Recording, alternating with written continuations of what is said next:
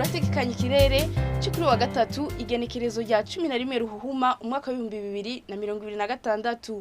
Mu gatondo hitezwe ikirere cyakamwo izuba hacemwo n'ibicu bike bike mu Ruyigi, mu Cankuzo ni Muyinga mu ntara ya Buhumuza, Ikaruzi mu ntara ya Gitega hamwe n'Ingozi no mu Kirundo mu ntara ya Butanyerera.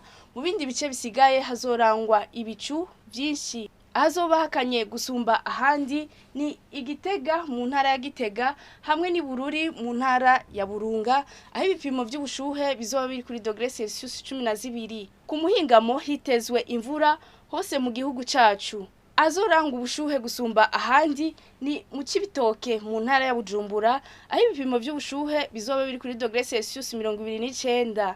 Ejo mu gatondo izuba rizoseruka igihe cy'isaha 12:10 rirenge ku mugoroba igihe cy'isaha 12:20. Amakuru ategekanya ikirere cyo kuri wa gatatu ni ngaha agarukiye, murategurirwa n'ikigo Ijebu.